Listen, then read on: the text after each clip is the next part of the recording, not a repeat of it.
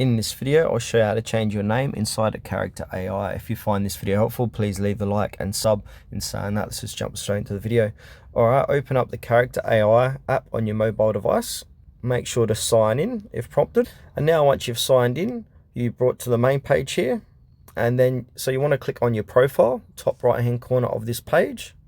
And here's the random name that Character AI has given me. All you need to do is just simply click onto that. And now to change the username, click into it. So I can call myself Tutorial Wiz.